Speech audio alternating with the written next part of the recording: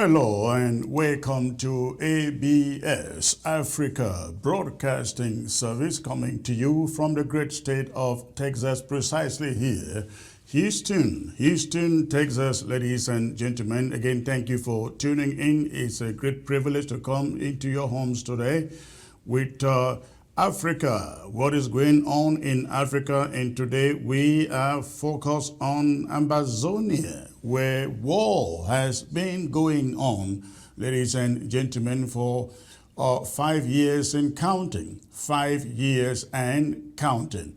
That is going to be a very special discussion today with the Honorable Claudia Webb, a member of the British House of Commons. She will be joining me in this special broadcast of today. But I want to say, again, welcome to the broadcast for all of you joining from Africa, from Asia, from the continental USA, from Asia, from South America.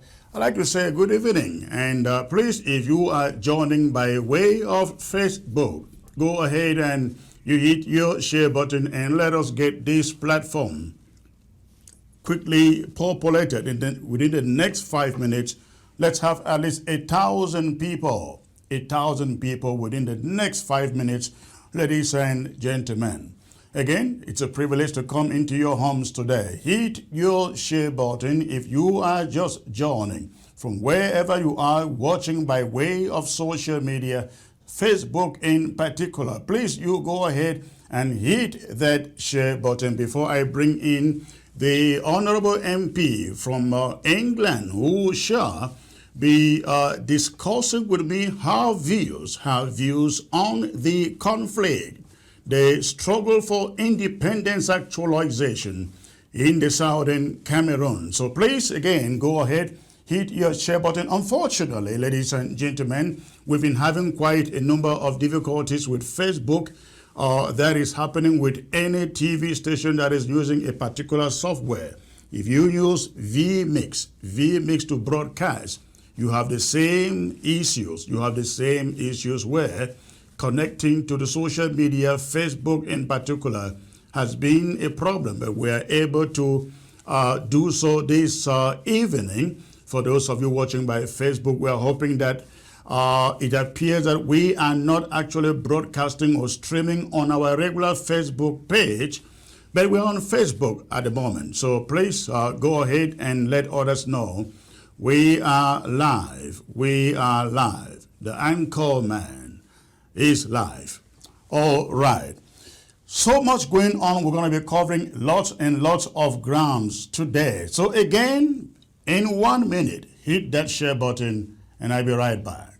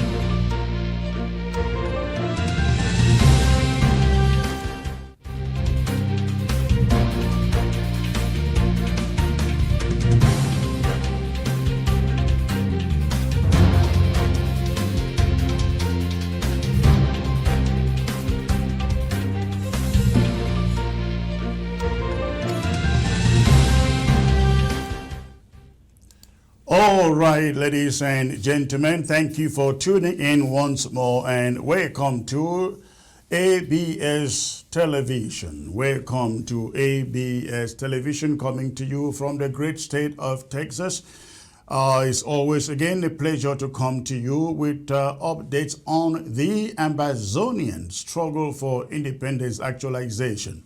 For 5 years and counting, 5 years and counting, Ambazonians, formerly known as the British Southern Cameroons, have been fighting the government of La République du Cameroon. I should not put it fighting, but I should say the government of the Republic of Cameroon, which war on November 30th, 2017 on the people of the Southern Cameroons, trying to maintain her stranglehold on the territory that is formerly called the British Southern Cameroons.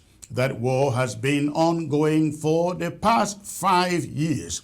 The humanitarian situation is appalling, ladies and gentlemen.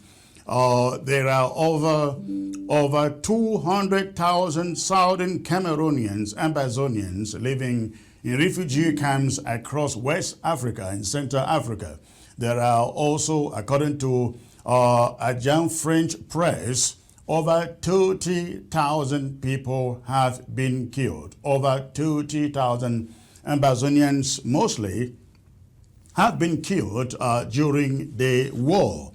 The United Nations and her agencies will say 3,000 or maybe 4,000. In fact, they keep quoting 3,000 or 4,000 for the past 4 years. The numbers never change. But recently, a young French press made us to understand over 30,000 people have been killed in the duration of this war. Now, we also are aware that over 400 settlements, including whole villages, have been razed down by French Cameroon soldiers. We also have close to a million internally displaced within and without the Southern Cameroons. Schools have also been hampered, and students are scattered all over the place, with hundreds of thousands not going to school for the past 5 years. That is the picture of the situation, ladies and gentlemen, in the Southern Cameroons. Life continues to get tougher and tougher as the days go by. Now, in the midst of this, the African Union, they will want you to believe it is CAF, but we call it the African Union because CAF, the Confederation of African Football, is an arm of the African Union.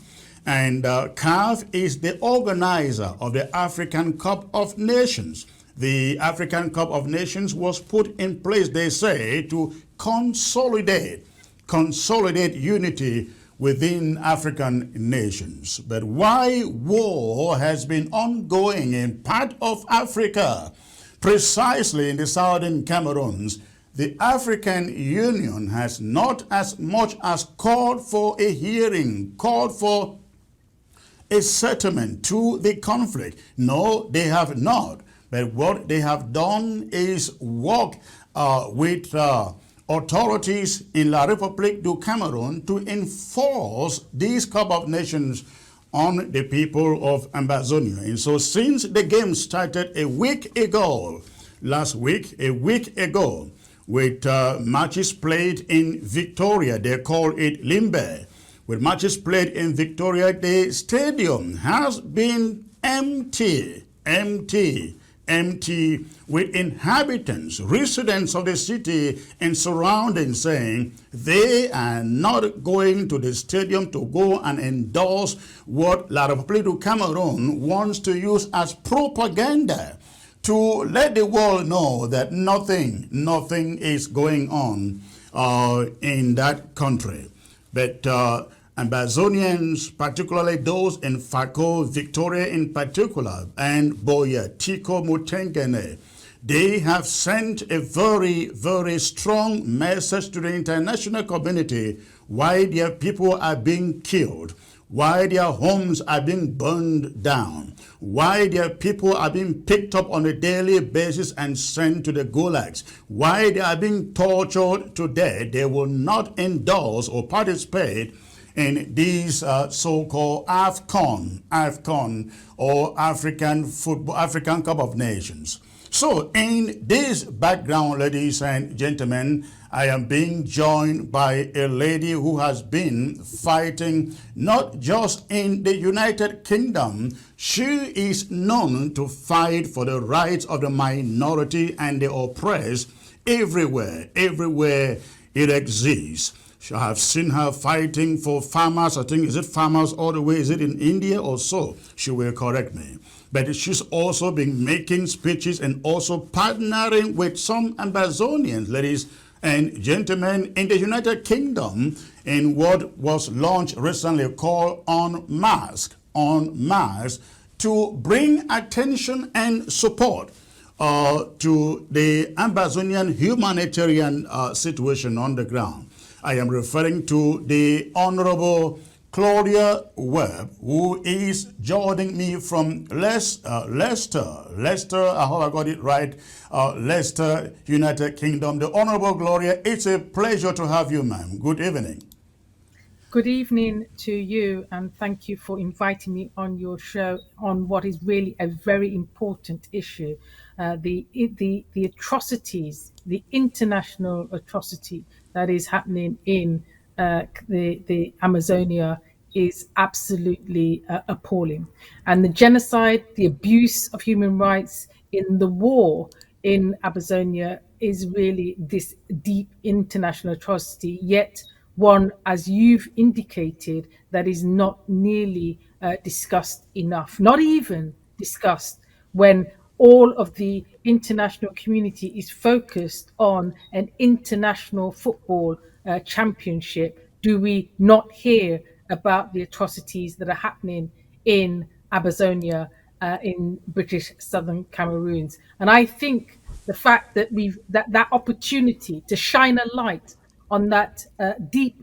inequality, those abuses, international atrocity and abuses that is ongoing, is a damning shame. And the global community must, in my view, begin to act on the scale that the crisis demands. And it's important that we understand and recognize the scale of the problem of what you talked about. And you've already highlighted the scale of the problem in terms of the figures. Since violence began, as you've indicated, in 2017, 35,000, I'm told, have been killed. 500 villages have been burnt. Over 1 million children have been deprived of education. More than 500,000 people have become refugees, with more than 1.5 million people internally displaced. 10,000 people are in prison. 5,000 people have been maimed. 10,000 people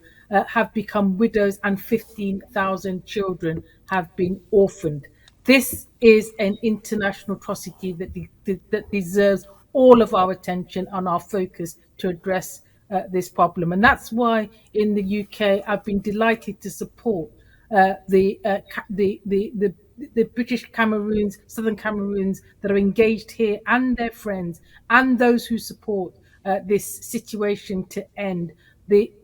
Delighted to support the campaign that they've formed. They've called it Unmasked, because it's important to uncover the atrocities that are ongoing, and therefore we need to bring attention, and not just in the UK do we need to act, but people across the world needs to shine a light on this issue. And in the same way that I've seen and I've been involved and I've been engaged in the way that the Indian farmers have come together, collaborated, brought attention from the international community to their cause, where they were simply protesting against the corporate takeover and privatization of their farmlands. And they brought national, international attention to their cause.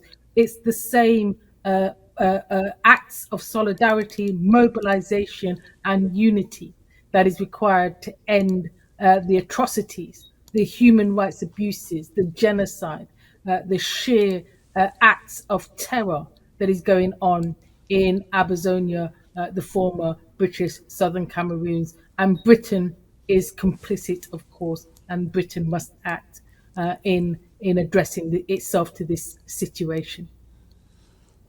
Thank you. I think you make the case really pretty good. I would like to take you to an op-ed that you wrote.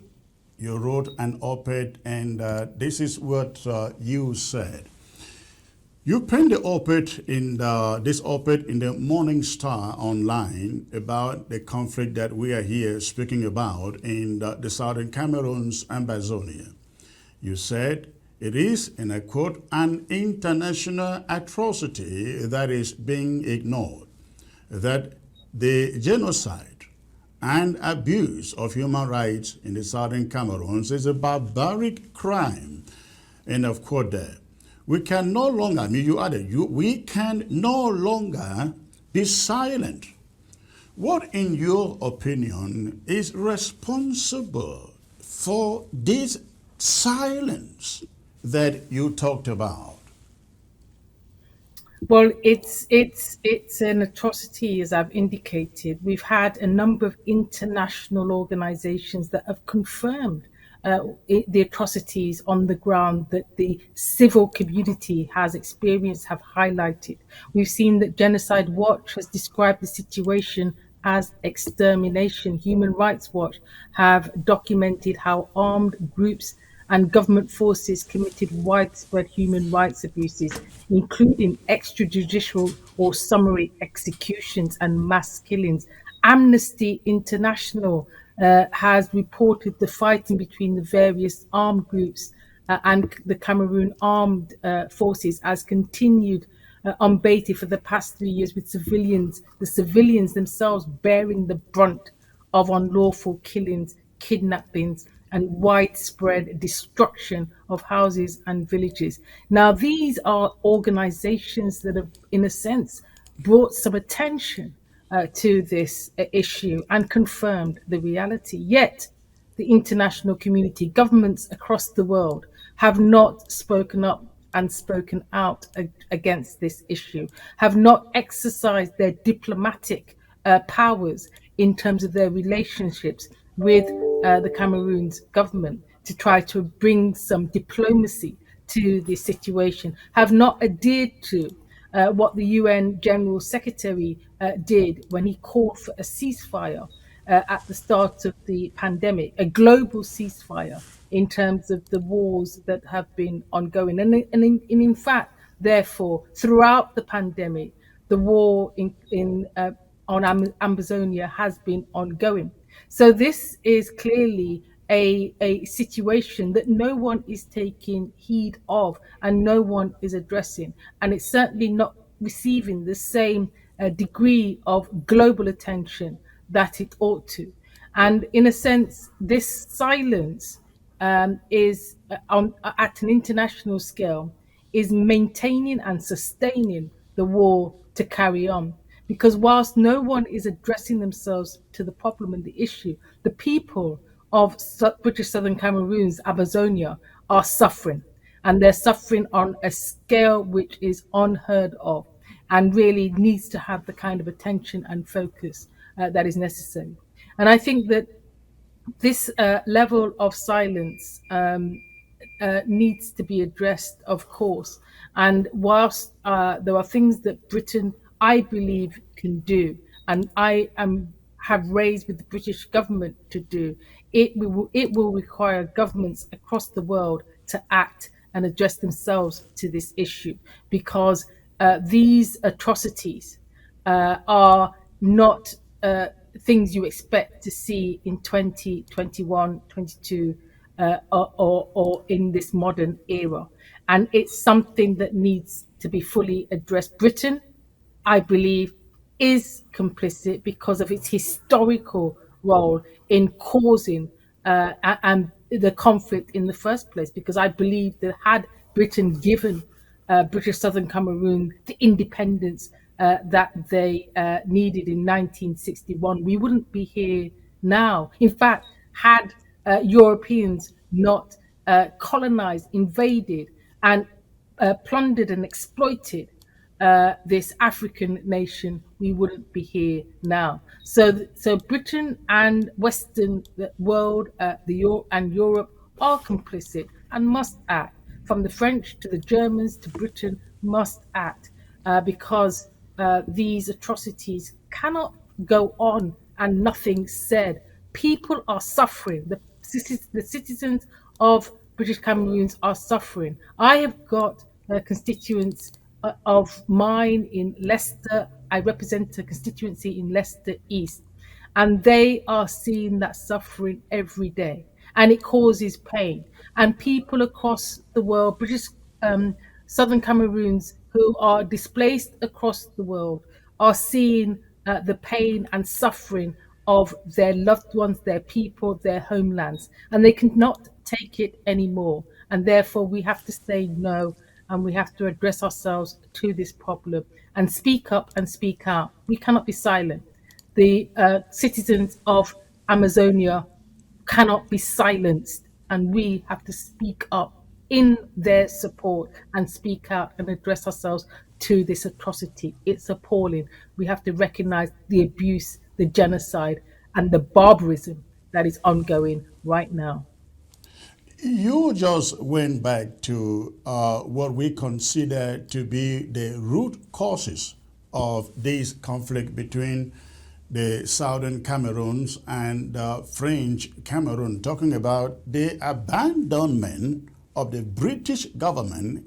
The abandonment of the British government of the decolonization process in the Southern Cameroons. When it came to complete independence for the Southern Cameroons, everybody says the British dropped it halfway, walked away, abandoned the Southern Cameroons, essentially to French Cameroon. Some people have said they gave it to French Cameroon as a gift to the French.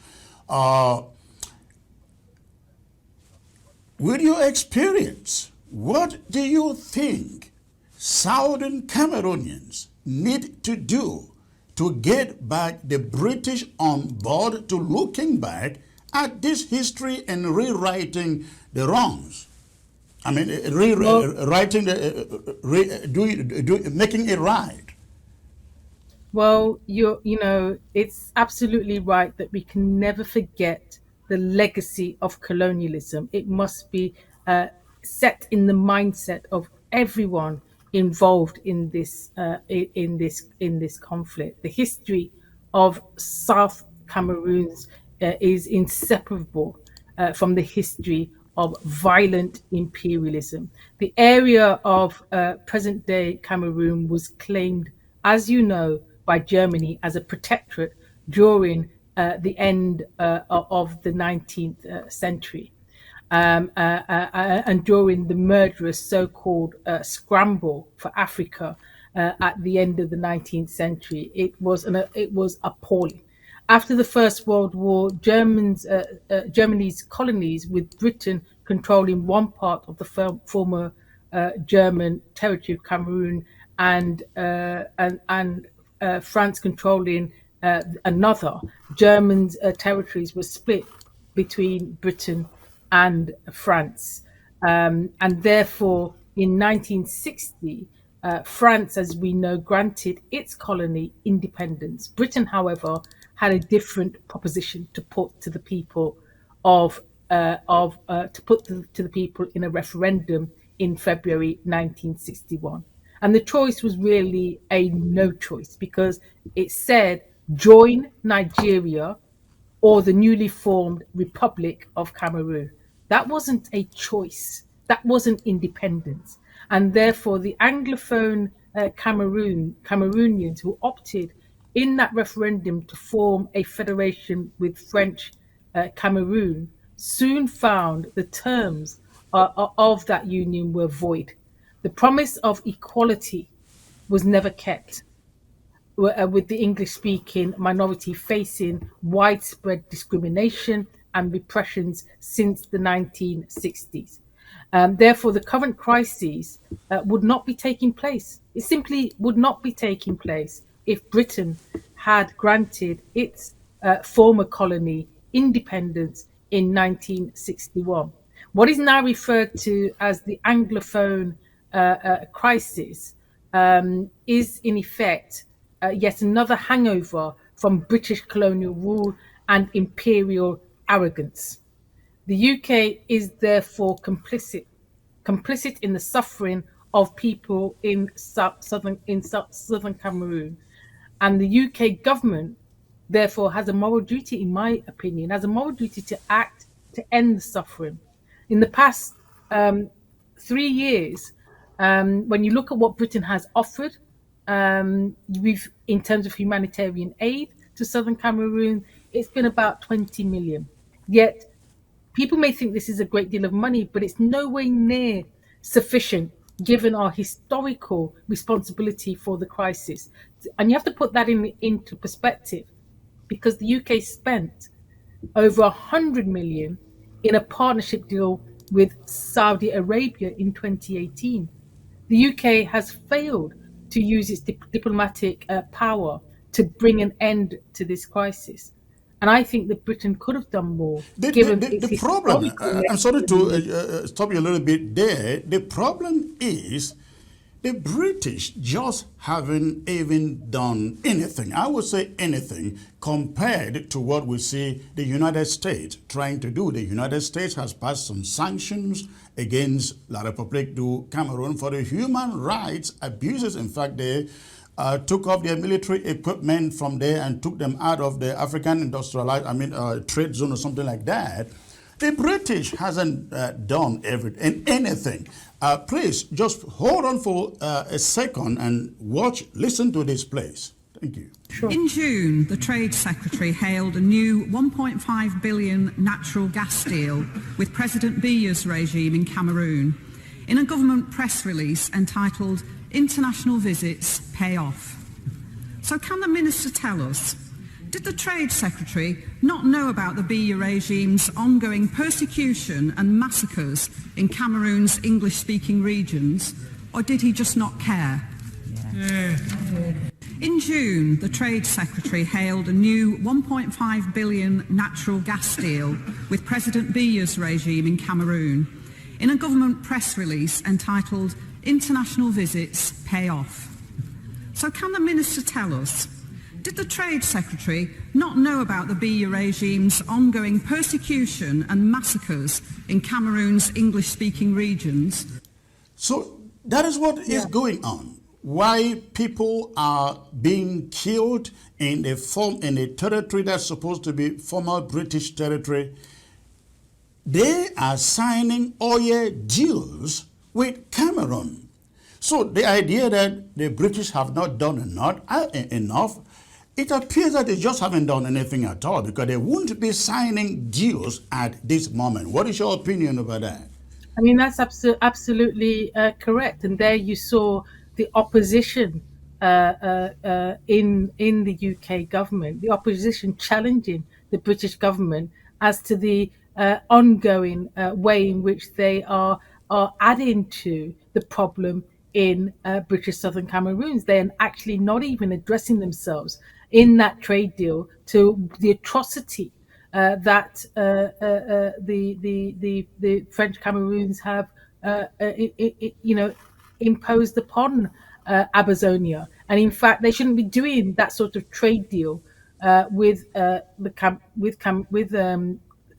Cameroons on the basis of the atrocities that are ongoing. Our trade deals in the UK can't be based on complying or being complicit about war crimes of this nature, and that is what is happening. And I think that's why I say not enough attention, not enough diplomacy, not enough intervention is happening from Britain in terms of its responsibility to British Southern Cameroons, and therefore, it's appalling. And this is why history is important, and it's why it's important to build the awareness amongst what I call grassroots community, and why it was important for me to write that article in that publication, Morning Star, because we need solidarity and unity. We need the widest number of people to understand what is really going on. This story needs to be told.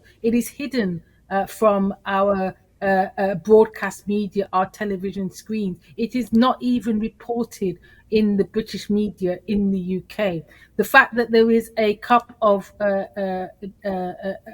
Nations football tournament going on in Cameroons right now, hosted by Cameroons, has not even given the impetus for the British media to highlight the atrocities, the genocide, and the abuse that is going on. This would have been the ideal moment to bring and shine a light on this situation, but nothing is being shared with the British public, and therefore the awareness and lack of understand, the lack of awareness, the lack of understanding is ongoing. And it's only moments like the ones that you have described, that you have just shown, and people like myself, individuals who are trying to raise this issue. But in actual fact, we need far more than just these moments and just individuals. We need a movement. We need mobilization.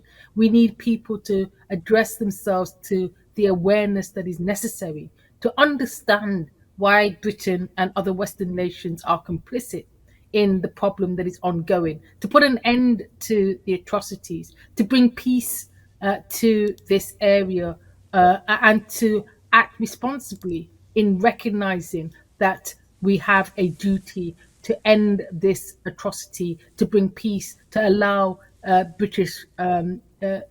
British Southern Cameroons, Ambazonian civilians to be able to go about their daily lives, for children to be able to go and have an education. But right now, they're living in a war zone, and they're not getting peace, and they're not getting progress. And this war has been ongoing for 5 years, as you say, and without the kind of action and intervention will be ongoing for another 5 years. And that's what we must put an end to. This cannot be an endless war. There needs to be a ceasefire. There needs to be a way forward. There needs to be a negotiated peace settlement and way forward. The Britain has a role to play in that, and they must act and end these barbaric trade deals that they're engaged in, end their complicity in basically funding and arming the Cameroons with weapons that are then used on British, made in Britain, which are then used on civilians in this war. This must end, and the trade deals must be challenged. And I will continue to try to work with opposition MPs to challenge these atrocities and trade deals that are ongoing. I will go back to the question of the British inability to step up and not only take responsibility for this conflict, but also to see that they can negotiate a solution into it.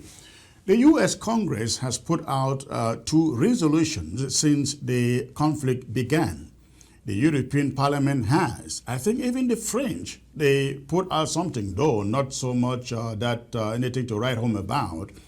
But the British Parliament has not put out anything. These are the representatives of some of the constituents that you represent. If I may ask you, what do you think? What should Ambazonians, Southern Cameroonians do to get the British Parliament to do something in line with what other parliaments around the world, US Congress, the European Union, have done? What can Southern Cameroonians do? Well, Southern Cameroonians in Britain are rising up. They are organizing, and they are forming organizations like Unmasked. They're not sitting silent, but they are small in numbers. So they have to build solidarity and unity with others who will join them in this struggle. This needs a mobilization, a movement that is not just based in Britain, but is on an international scale. We have the fortunes of have been in a digital age where we can connect internationally like we are doing today. And in a sense, to put pressure, to mobilize, join unity, protest, marches, to put pressure on international actors who must recognize the urgency of the crisis and encourage the government of Cameroon and separatist groups actually to reach a diplomatic resolution through implementation of targeted sanctions on those most responsible for ongoing violence. I believe absolutely that sanctions have to be implemented because people are being murdered. Genocide is happening. Brutality is happening, and it's vital that these sanctions do not negatively, however, impact citizens of Cameroons as international sanctions too often do. The UK and the international community must use its diplomatic pressure to ensure that the Cameroonian government and separatist groups follow, as I've indicated, the UN Secretary General's call for a global ceasefire to help combat. He did made that call to help combat COVID-19. Nobody addressed themselves to that problem. The war in Cameroon, Southern Cameroon, continued. The people of Ambazonia, the civilians, were targeted, and they faced the worst kinds of atrocities, and they in a sense need that help. We need a ceasefire, and Britain, like other countries including America, must stop selling arms to the Cameroonian government. They are still selling arms to the I think the Cameroonian U.S. government. has done that already. Those We arms and expect. I think the those arms U.S. and has those done weapons. that already. We are yet to see the British take some action in that direction. Well, that's what. Well, I mean, what we'll have to look at the figures, and we'll have to get the statistics in terms of where the US, for example, are spending its arms, because but I don't think I think that you're right to focus on Britain, because Britain is I mean, it's sad to see that weapons made in Britain are being used in to basically maintain current day conflicts in places like like Southern Cameroons. And I think that therefore has to be addressed, and we must stop selling arms and weapons that can be used on civilians, and we must stop trading with barbaric governments that are basically engaged in these wars that are killing civilians unnecessarily in this way. And we must end the attacks on civilians and enable a ceasefire to happen. And Well, can beyond this, the government and separatist groups must agree to participate in mediation efforts, sponsored, if necessary, by third party actors to achieve meaningful dialogue. We need peace and dialogue conversations. We can't end this without some intervention around reaching a settled agreement. what can Parliament do to get the British government to stop trade with Cameroon? Well, we have to. This is down to the British government. Basically ending the way in which it's engaged in trade. You've seen the opposition parties there challenge the British government as to what they're doing, and but it needs continuous investigation. We have organisations on the ground that basically ask questions, and we must ask more questions in Parliament. The problem is that until you ask those questions, those trade deals are going on behind closed doors, and therefore we have to dig deeper and always ask these questions. So therefore, when organizations on the ground are operating, when the British Southern Cameroonians that are in the UK, when they are organizing, they too must organize to ask these questions, to get to the root of what is going on, to expose it in order to put a stop to it. And that's once you start engaging in the sanctions that don't harm Cameroonians and the civilians, once you start engaging and uncovering the trade deals, and once you start exposing the weapons made in Britain, sold to Cameroonians, the Cameroonian government, which are then persecuting civilians and creating the refugee crisis that we're seeing. We have to therefore, we then create an awareness amongst the general population as to what these British-made weapons and military arms are doing to the people, civilians, in terms of their human rights.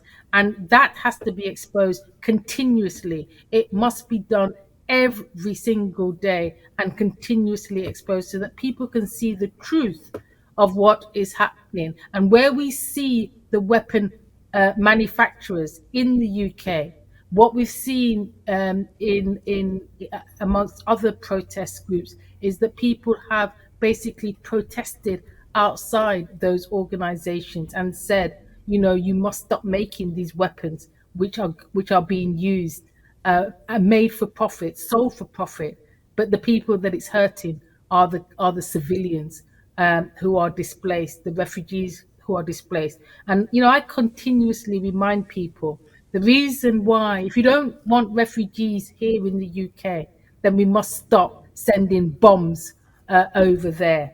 And that's the reality. In that it is our weapons, our tools that are being used to, in effect, cause the harm, the devastation, and the atrocities that we are seeing. I think an investigation will also have to be done.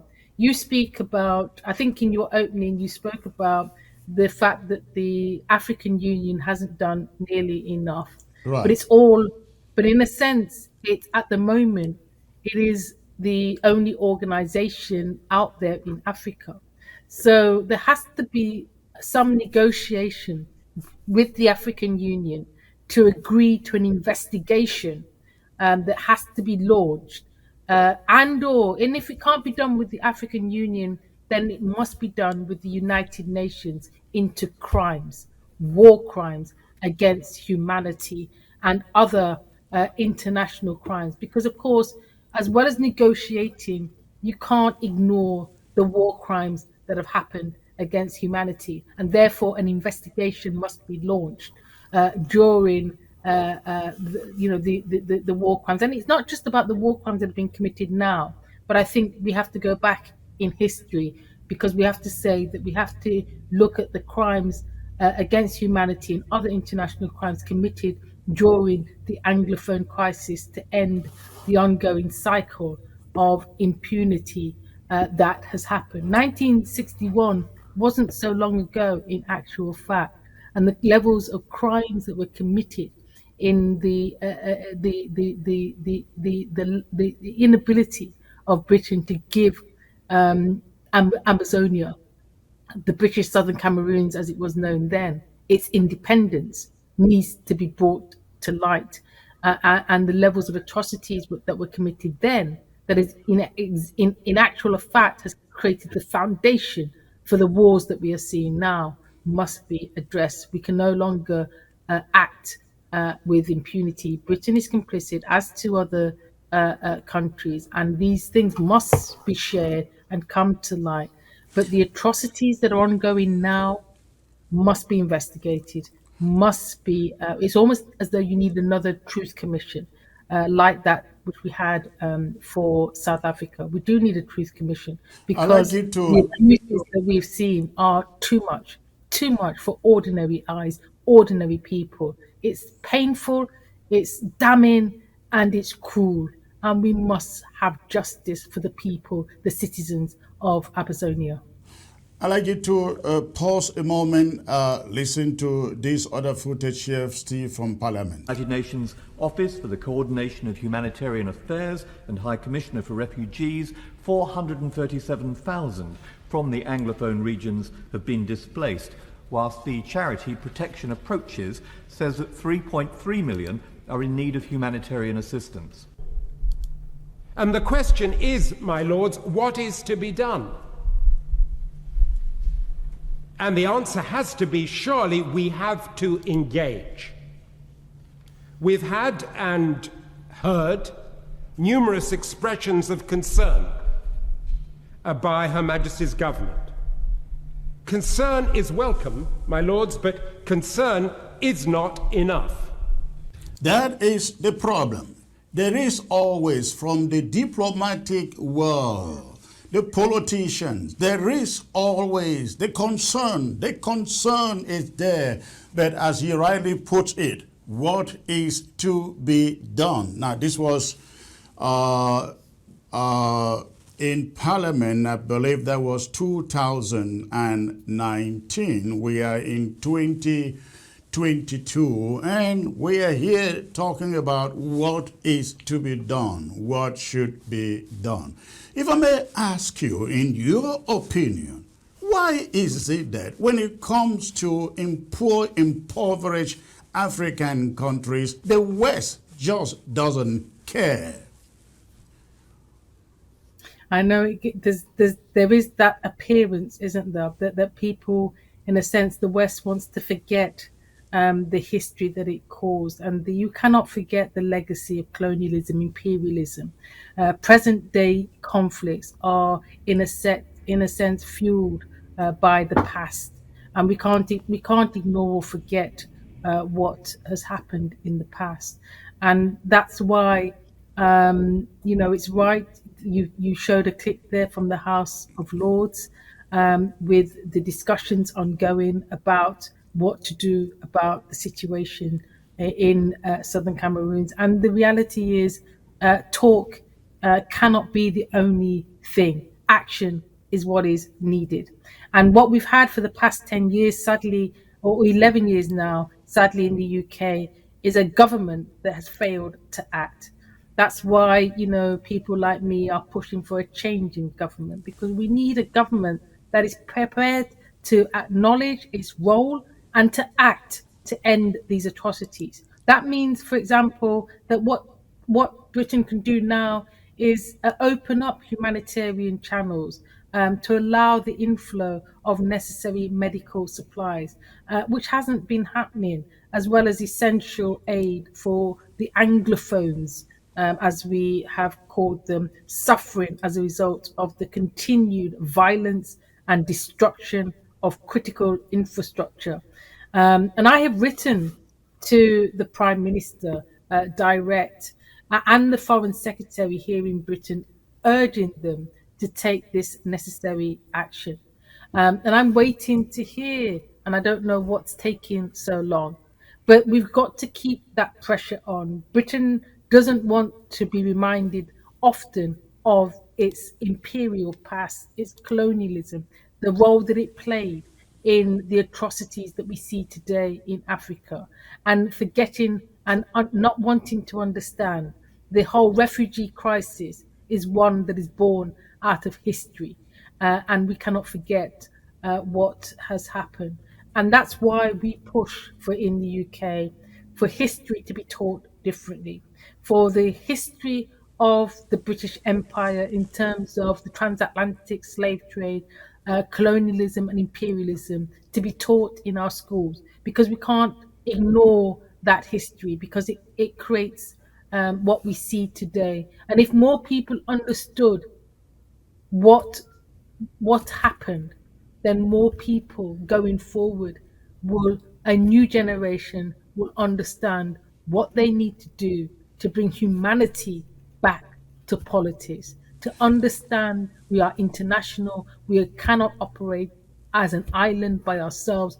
We've been complicit in what we are seeing now in terms of the plight of Africa. And for you actually to raise the whole issue of Africa is important, because we've seen, just by the whole global the pandemic right now, we've seen how the global vaccine has been distributed and the impact that it's had on Africa.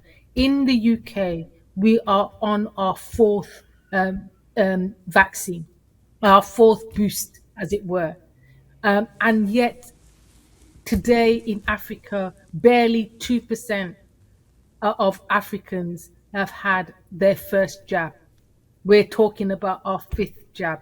in here in the UK, and I'm sure in places like America. This is what I call global vaccine apartheid, caused by Western countries like the UK, who've one failed to distribute the vaccine, and two failed to allow African nations to in a sense be able to produce the vaccine by releasing the intellectual property rights that allow countries in Africa to produce the vaccine that is necessary to vaccinate their population. So that is the levels of inequalities that are going on. That is how it's played out. And this is why it must end, and we must wake up to these levels of inequalities that are going on to present day now. Thank you. I wish we had a little more time to be able to delve into the vaccine distribution as far as Africa is concerned, but I'd like you to pause again, take a moment, listen to this, please. Southern Cameroon voted to join French Cameroon as federated states equal in status, but this is clearly not what has happened. They are treated as a region made up of second-class citizens. The UK has a duty to the Southern Cameroons to use all available instruments in order to find a solution to the growing crisis. A solution which takes into account the wishes of the people of the Southern Cameroon. Will the Secretary of State meet with me and a delegation of Southern Cameroons to discuss possible solutions? Well, can I start by congratulating the Honourable Lady for getting this number one on the order paper today, because it has been a worsening crisis, and the UK has been strongly engaged with our international partners to try and find a way forward. With respect to the territorial integrity of Cameroon, of course the UK recognises the territorial integrity of Cameroon, but we also believe that where there are calls for more autonomy in the southwest and the northwest, that the government of Cameroon needs to engage in an inclusive political dialogue, because currently the violence from both sides is leading to really serious situations for civilians on the ground. Again, you see the acknowledgement of the problem, but then the answers just do not provide any solution inside. But let me look at it in the broader context here, because this is not just about the British. This also has to do with the Commonwealth of nations. One of the goals of, some of the goals of the Commonwealth are to spread democracy, empower democracy, equality, human rights, and so on in member states. But when I lived in Nigeria, I think that was 1994, I was there when the dictator Sani Abacha executed by hanging. I think there were 9 Ogoni activists. And the British government, not just the British government, the Commonwealth passed sanctions. So I actually suspended Nigeria from the Commonwealth. You have a more grievous situation in the Southern Cameroons, where thousands of people have actually been killed, and hundreds of thousands as refugees, hundreds of thousands internally displaced, settlements razed down by the Cameroon army, not even a sanction. In fact, except with the exception of Canada, no member of the British Commonwealth of Nations has raised a voice to condemn or to call for sanctions or to take out Cameroon, suspend Cameroon from the Commonwealth. But in Nigeria, 9 people were killed. Nigeria was suspended from the Commonwealth. How do we account this for? Well, you're highlighting a duplicit situation, of course, and you're expecting a Britain with its moral history to be able to know right from wrong. And of course it doesn't, because as official imperialism ended in the second half of the 20th century, Western powers Britain ensured the continued subjugation of former colonies with a program of enforced informal neo-imperialism in which global debt was administered through organizations like the International Monetary Fund and the World Bank, played a central role and a central part. So there's a stranglehold on African nations. There's a stranglehold in terms of the debt that colonial countries, if you like, the Commonwealth countries, are still paying a debt. That their debt is more, that they spend more on their debt than they do on addressing, for example, the health concerns. The GDP that is spent on debt is greater than the GDP that they spend on treating the health and social care of their civilians.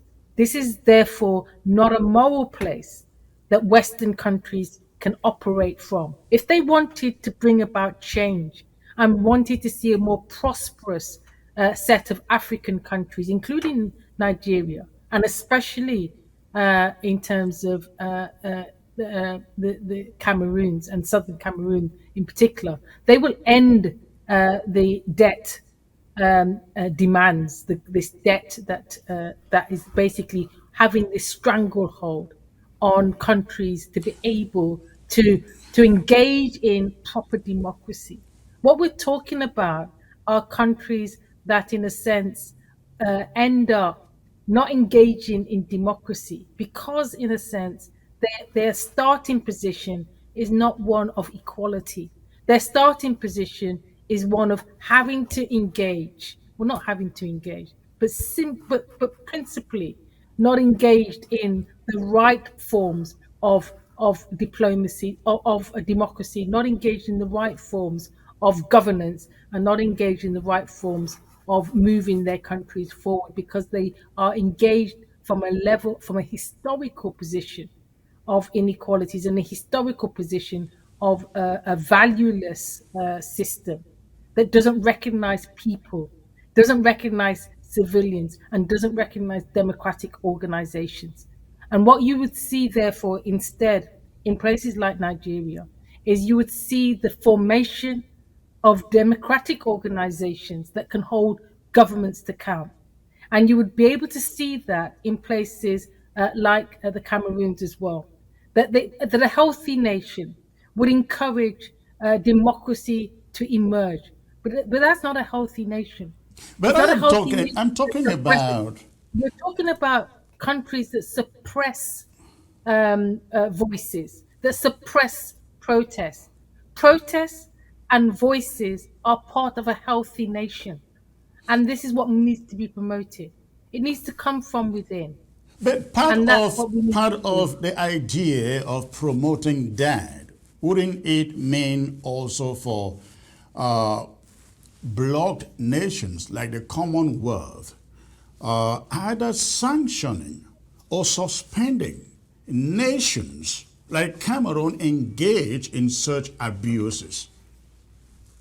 Well, of course, there's no enough voices, and as I've already pointed out, in terms of the international organizations, that have pointed out the atrocities and abuse, barbarism, and sheer genocide that is going on. You would have thought just by that you would have countries and governments in Britain and other places engaged in the sanctions process or engaged in diplomacy to end the abuse and the atrocities, so that civilians can survive and be able to live a normal, healthy life.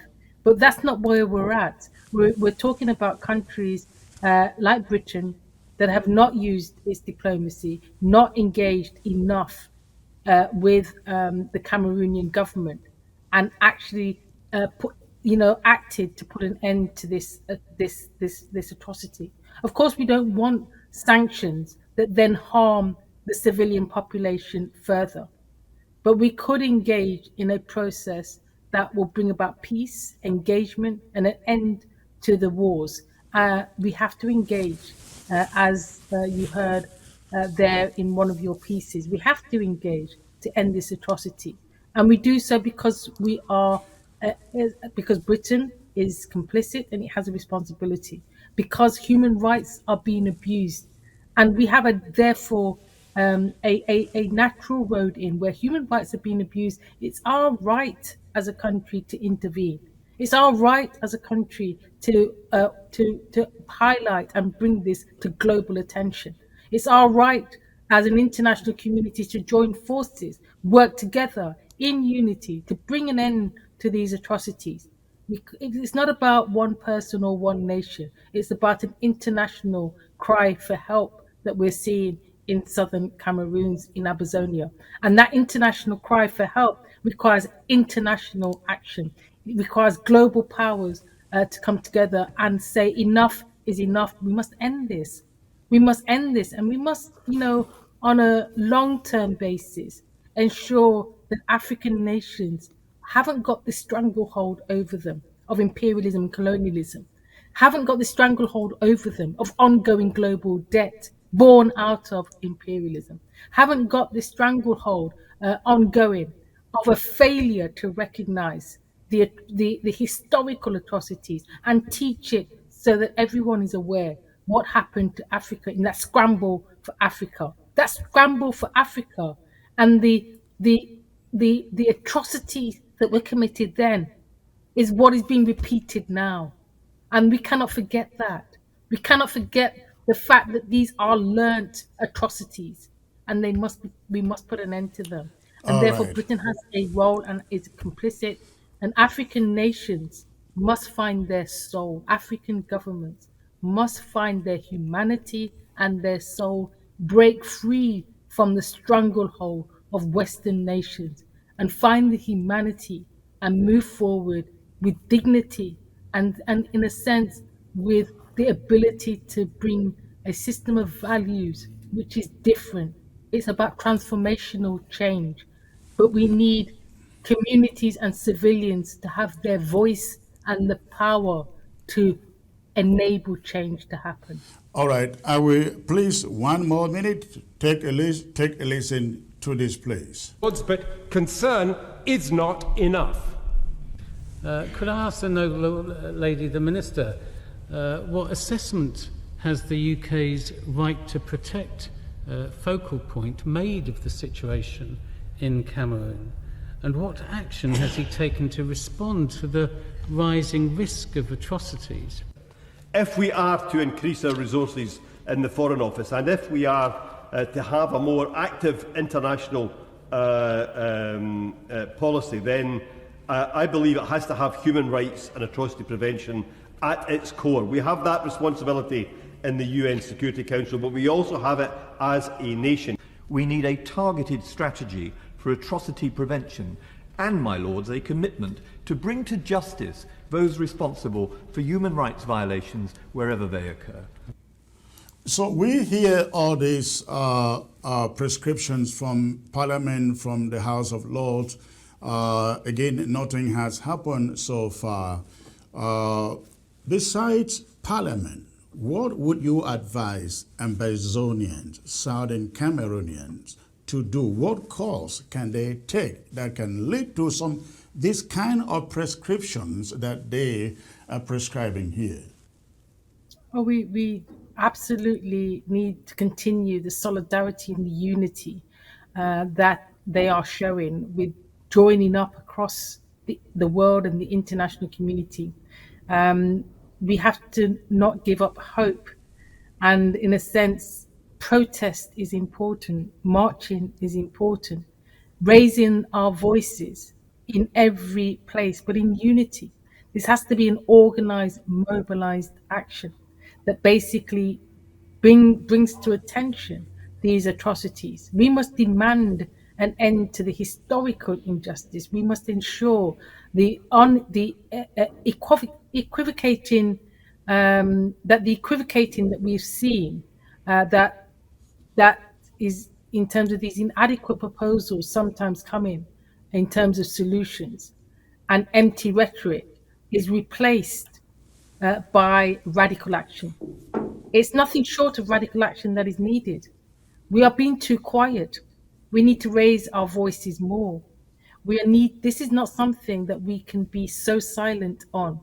And in a sense, it's not because the communities aren't acting, but we're not making enough noise, and we must make more noise. We must raise our voices more, and we must make sure that that means that we are making our voices heard in a way that the mainstream media and others, not just here in the UK, but across the world, is hearing the voices of the civilians that are being so abused and so downtrodden.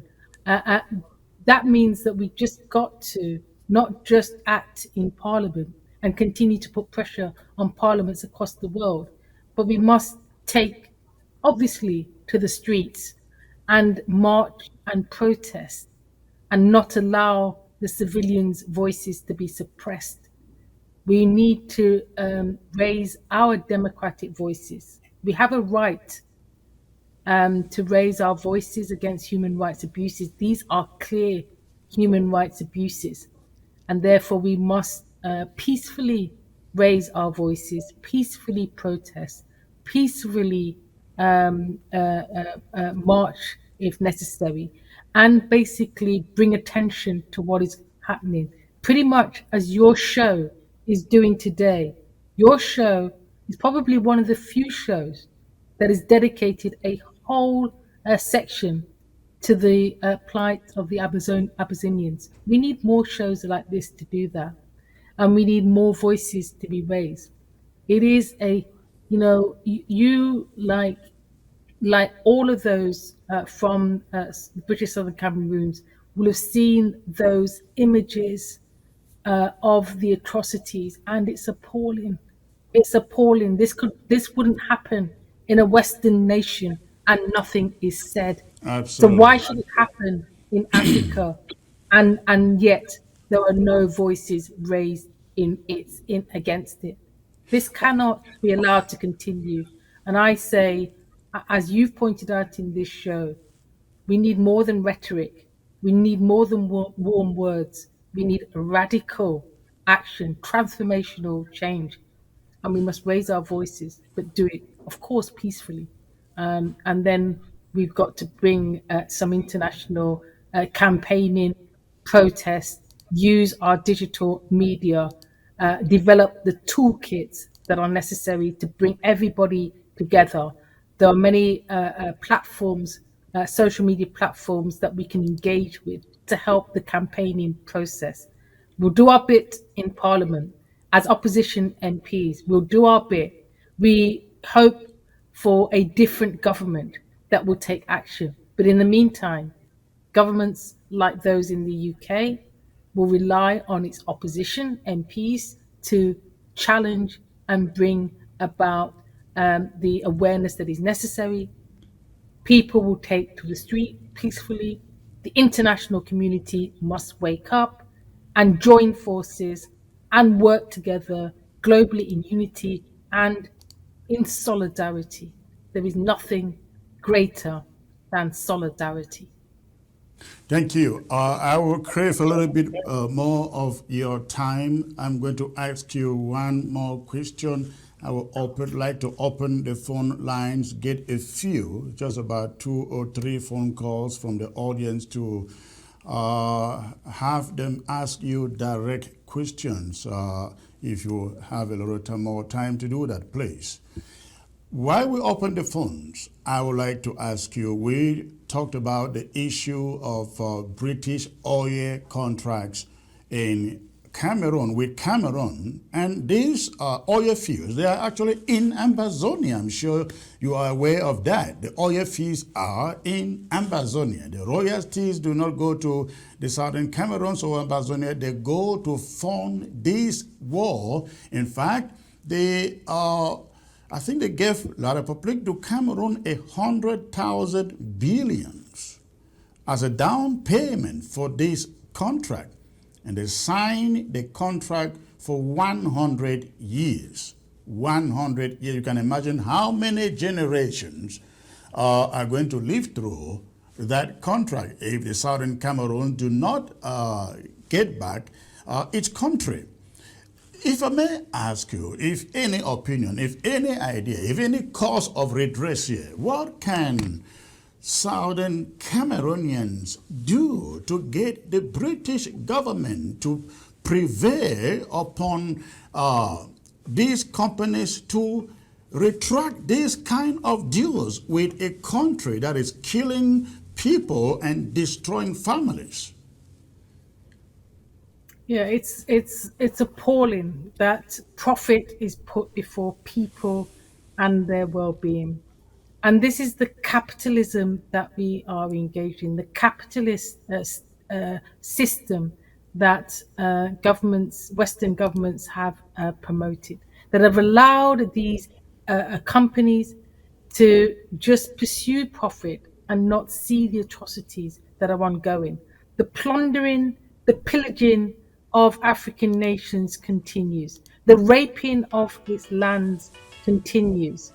And in a sense, it's appalling.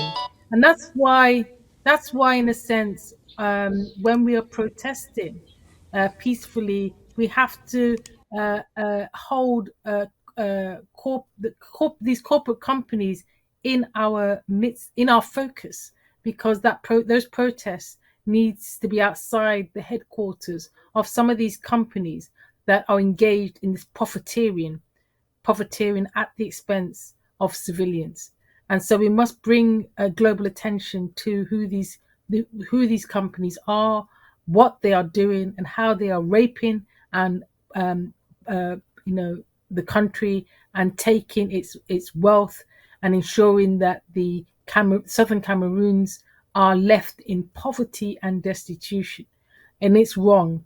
And we must bring public attention to this. So we must name and shame these companies. And therefore, we must bring about change. That's why the trade deals are important to highlight, in ensuring that Britain isn't engaged in trade deals with organizations that are whose only gain is profit and giving nothing back to the country. So this could be a whole another show about the way in which private companies and corporate organizations are pillaging these countries. Billionaires don't care about how they get their billions, don't care about what happens to the people. They care about profit and how they have the opportunity to make even greater wealth.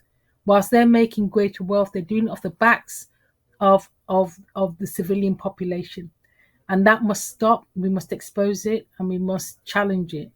And it's part of the history of imperialism and colonialism that is ongoing. The rape and pillaging of Africa and African countries. The atrocities are ongoing, and we can't forget them. That's why the history must be taught, so that we can end this sort of behavior in the future. Of course, the wealth of Southern Cameroons must remain in Southern Cameroons, must benefit the Ambazonian civilians, and we must make sure that we campaign hard to bring an end to that injustice. And all that's right, going to take. Thank you. We got the first caller here. Hello. Hello, sir. Yes, sir. Where are you calling from, please? I am calling from Ground Zero. I have a few questions. Precisely where on Ground Zero? I'm calling from Douala. Douala. No, I'm Douala. Okay. So I will like to use this opportunity to talk to the Member of Parliament, the British Member of Parliament, Claudia Webbe, and ask her this question if she can take it to the United Nations. I want to ask directly to Antonio Guterres, any slightest crisis in any part of the world, he will send forces to go and intervene. There will be intervention in Cameroon. Nothing has been done. I think there are instruments, international instruments, Article 202 and Article 203 of the United Nations Charter, which says that before any country have an independence, or even it is divided, there must be a certified document in the Secretariat. But in the course of Cameroon and Southern Cameroon, there is no certified document in the Secretariat. Why are they allowing and turning down that article? Also, United Nations Resolution 1608, which says that for freedom. But in Cameroon, when our brothers rise up from Southern Cameroon, only to protest, they were having no knives, no needles, only peace plans. The Cameroon government ran bullets and killed 100 people on the first day. Now, I want to ask direct, is Antonio Guterres or the United Nations waiting to come for web keeping, or they will still be coming for peacekeeping, taking into consideration that the military should direct children in Garbu, 8 of them in the family. All right, we got your question, so let the Honorable Claudia Teman answer while we take orders. Thank you. All right. Honorable Claudia, there has been, I'm sure you have heard this, repeatedly, that no article of union exists between French Cameroon and the Southern Cameroons because the British never made sure there was one. They cut and ran. And so from the caller, you can tell they are saying, we really don't have any relationship with French Cameroon. Why can't the United Nations recognize that? What would be your opinion, if any, there?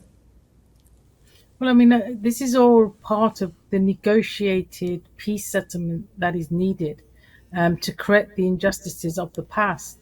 Of course, Britain is complicit in the way in which it left the situation.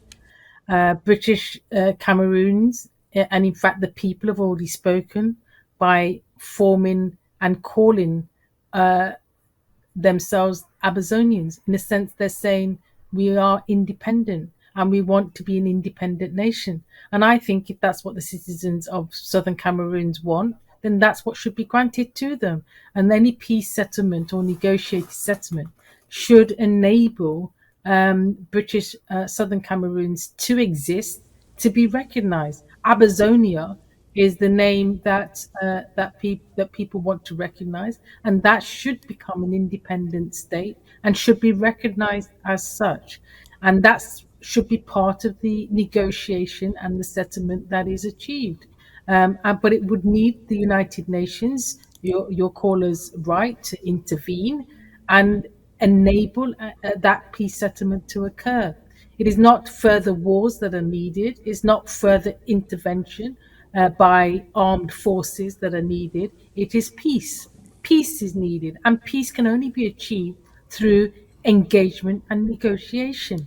Diplomacy, that is what is needed. So that should be the goal, and the end goal of all of that should be an independent Ambazonian state. Thank you. Thank you. Let's get to the next caller here. Hello. Yes, hello. Hello. Yes, hello. Yes, I can hear you. Where are you calling from, please? I'm calling from Denmark. Okay, thank you. And what is in your mind? Thank you for the opportunity. I would just like to ask from the MP if she is partnering with some MPs of her party in Parliament to carry our plight forward, because I think that this is how a force will be built.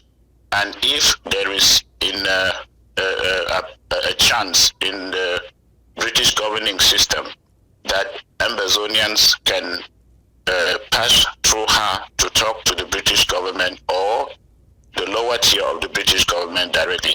Thank you. Thank you, sir. Thank you for the call. All right. Gloria, that is, I think, a question that almost any Ambazonian will ask. Is there anything that you can do in conjunction with other MPs that can maybe take this case in London to a higher height? Is there anything? Is that a possibility there?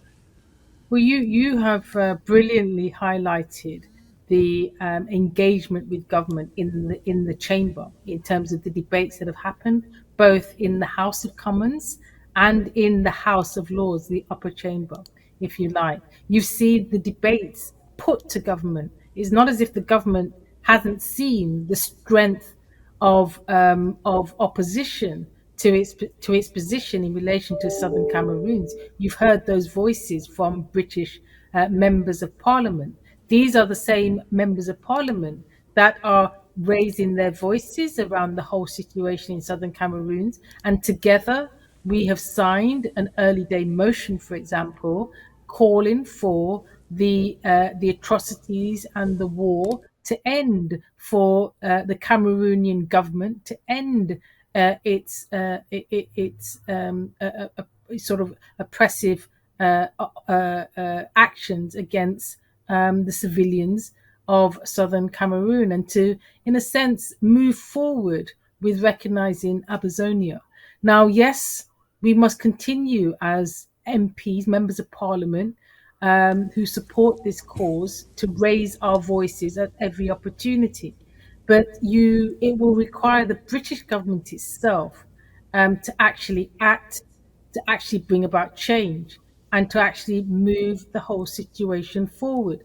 And I don't think, in reality, we're going to get much change from this government. And what we need is a new government. We need a new government that recognizes the human atrocities that are being committed and the human rights abuses that are ongoing. And so, in that is the goal of what I guess a number of MPs are trying to do. But in the meantime, we must continue to put the pressure to expose the realities and the engagement of the British government in signing deals with corporate organizations for profit in their trades or in their arming of the conflict in terms of weapons that are causing destruction and mayhem and abuses and atrocities. So, I wholly agree that it requires parliamentarians to act and to raise their voices. But it's not just parliamentarians in Britain that are needed. We need parliamentarians across the world.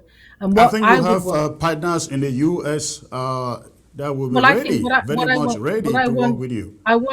What I want to see is a unified call to action that brings parliamentarians together with parliamentarians in the US, together with those in Canada and across the world, to raise our voices, maybe a joint letter to the UN, maybe a UN sanctioned letter, if you like, that has a list of parliamentarians from across the world signing such a declaration. And is it a mission you think you can champion for ambassadors? That's what I think we need to try and champion. I think we need to try to see if we can get other parliamentarians in other countries to, sign some declaration of action in terms of what's going on in British Cameroons. But these are the action groups that are formed on the ground. You spoke about the organisation En Masse that we have here in the UK. These are the campaigning activities that they will have to engage with to try to coordinate this sort of efforts across the world, so that we can be able to shine a light, do something big to shine a light and bring some international focus.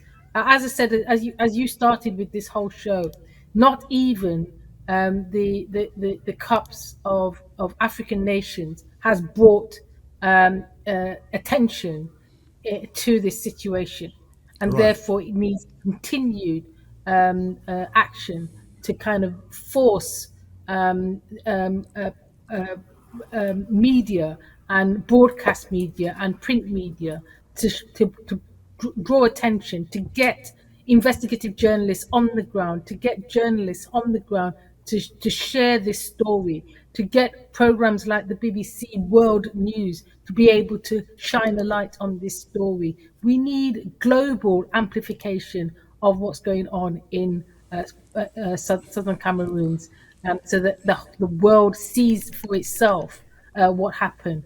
You saw, and the world saw, that, that what happened to the abuse that happened to George Floyd. We all witnessed that on national, international TV. You saw the outcry that occurred as a result. Imagine if a light was shone on the situation in Southern Cameroons, what the international community would do in solidarity. Imagine what they would do and the response they would make and the change that would happen as a result. We need those cameras shining a light directly on what's happening. Thank you. Let's get to this other caller here. Hello. Yes, Secretary, please, good evening, sir. Good evening, sir. May I know where you're calling from, please? I'm calling from Ground Zero, precisely Victoria. Calling from Victoria. Okay, and what is the question? Okay, I have just two questions to the lady on panel. Yes, I want go on. to ask if the British government has the upper hand to put an end to this crisis, to this war. And secondly, I want to ask what can we do as the people of Ambazonia to bring La Republique on the table for a final settlement? Thank you. Thank you. Good. I love the second question there. What can Ambazonians do to force? I use the word force because they've been dragging their legs now for 2 years of, I'm sure you are aware of the Swiss mediation initiative.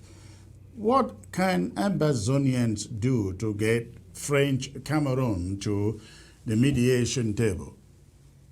Well, we've got to use diplomacy and democracy. We need a situation where people mobilize together. We need a situation where there is mass protests. We need a situation where people are going on strike in the companies that are making weapons of destruction. That we need people to take action. The situation where people are working for companies that are profiteering from this conflict need to go on strike. We need global strike action. We need mass mobilization, and we need unity and solidarity. That requires organization on the ground. That requires not a one-off set of activities, but a consistent set of activities that are ongoing. And that requires, developing all of the campaign tools that are shared amongst each other. And that requires, therefore, a consistent messaging of creating a international campaigning operation, identifying the skill sets that exist in and amongst people. Who has the skill sets, for example, to film and shine a light on the atrocities and to continuously try to bring that to media attention? Who has the skill set to organize and mobilize and to organize protests? All of these things need to continue to happen, and we must exercise our democracy. We must continue to challenge governments across the world, even authoritarian governments like that in French, in terms of the Cameroonian government. We must end these authoritarian governments and move back towards democracy. And therefore, it's important that that, of course, government, the more pressure that civilians put on the people that represent them, the better it is. And that's why it requires organization internationally, as well as solidarity in country, and action in country in terms of protests, continued protests. We can't, there's never a time when we can give up mobilization and protests and solidarity. It must be ongoing, because we must be able to bring change and action. I think it's long time for former empires to apologize and take seriously the historical debt that they owe to countries, communities, and individuals who endured their cruelty. And that's why Western countries must be challenged to act and support to end this atrocities in Southern Cameroons. All right, thank you. Well, let's get the last caller here. The last caller for you. Hello. Yeah, good afternoon, sir. Good afternoon, sir. May I know where you're calling in from, please? I'm Mr. George, calling from Belgium. Calling from Belgium. Okay, what is your question, sir? Yeah, I have a question for our parliamentarian. We, the Southern Cameroonians, are people fighting for our freedom that was denied to us. I just want to ask her, why is it that we, the Southern Cameroonians and Ambazonia, are called separatists instead of calling us freedom fighters who are fighting for their sovereignty? That's my question. Thank you. All right, thank you. Why are Southern Cameroonians fighting for their freedom called separatists? And I think you used that word once in the course of our discussion here. I guess the caller is inquisitive to know why you call them separatists, why they fight for their own freedom. No, I think the caller has a valid point, in the sense that you are, the people that have risen up in to oppose the war that is ongoing are freedom fighters in that sense. But I don't believe in wars. I believe in peace, and I believe that the way forward is peace. And I appreciate that you can't fight a war with bows and arrows when the other side are using weapons of destruction and hardwired tools that are made in places like Britain. But I think that we have to find a peaceful way to negotiate through these atrocities. And I believe that I have hope that we can get to a peaceful solution, because wars and fighting weapons with weapons only leads to greater inequalities and atrocities, and the people that suffer are the civilians in the end. And it's not these governments who are arming these conflicts that are going to suffer. It is the people that will suffer.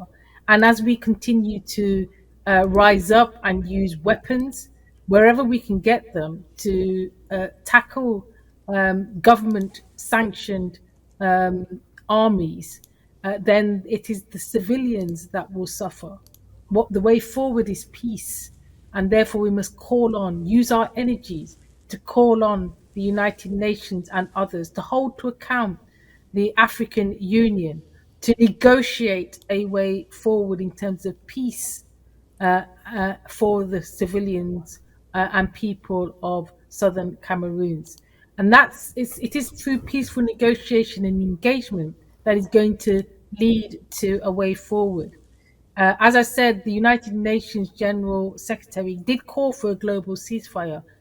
In Southern Cameroons, no one listened. But it needs greater action from the United Nations and governments across the world to use their diplomacy. Imagine if Britain used its diplomacy, and that's just one nation. Imagine if other countries used their diplomacy too. Change could happen. It is absolutely possible. There needn't be freedom fighters that pick up arms and use them against others. We don't need to go down this route of wars upon wars upon wars. I respect the need for the language change that you highlight, because it's an important choice of language, and therefore it's important to recognize what you're saying, and what you're saying is intrinsically correct, in order to give that notion of independence is what the Amazonian people want.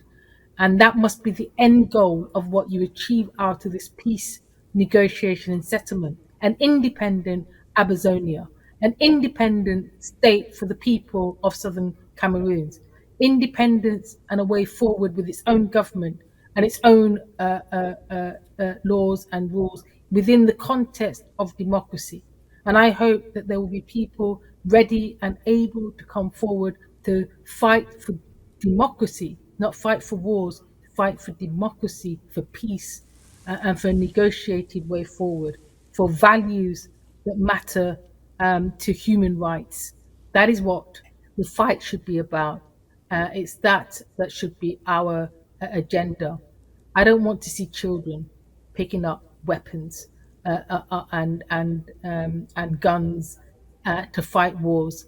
Children need to be in schools, and that's what we need to fight for, an education for children of Ambazonia. Honorable Claudia Webb, it was a great pleasure having you here on the ABS. I look forward to having you back in the course of time. Thank you very much for coming on, ma'am. Thank you very much. It's been a pleasure. Thank you. You got a great night.